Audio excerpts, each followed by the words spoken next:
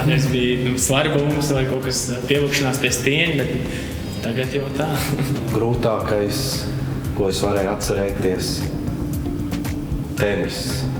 Visi man patīk, un arī florbols, ko es nekad nebiju pirms spēlējusi florbolu. Jā, un es 2 sezonas atpakaļ tik pievienoju. Es domāju, nē, to es nē. Bet es pamēģināju, nekas tur nav sarežģīts. Es nezinu, man neviens sporta veids nav sarežģīts. Visi man patīk, ja tu ej un trenējies un trenējies, ņemies un darīs, tad tev viss arī notiek. Man atkal liekas zolīti, jo visu pārējo es varu izdarīt, tikai ne zolīti. Man tas ir basketbols. Man tas nesanāk. Nezinu, vai nepatīk, vai nesanāk. Varbūt nepatīk tieši tāpēc, ka nesanāk. Manuprāt, mums tā noteikti ir tautas bumba, jo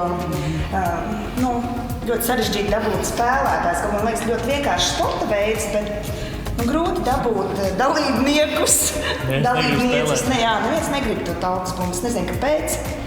Sarežģītākais, man liekas, šaušana, jo savos mājas apstākļos man tā lieta iet, bet kā jābrauc tur, tā es neko neredzu.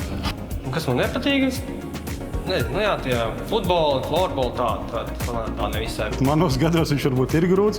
Tas ir volejbols, ko es arī pēc, manuprāt, 20 gadiem šogad dienvidos pats spēlēju.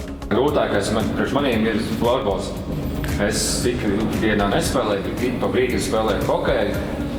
Tā kā varētu citi padomāt, ja tas ir diezgan līdzīgs, bet tā noteikumos tas nav līdzīgs. Ja tu spēlē hokeju, tev liek spēlēt florbolu, ir jāpiedomā, ko tu vari darīt, to, ko tu vari. Nezinu, man personīgi futbols nepatīk. Florbols varētu, bet atvainojiet vecumu dēļ. Es tā diezgan nepiedalīšos. Mans sporta veids ir nolas. Profesionāli spēlēju, tas esmu nolasists. Es arī zolīti it kā izprotu, bet lai tādā līmenī, kā viņš spēlē, protams, nevar.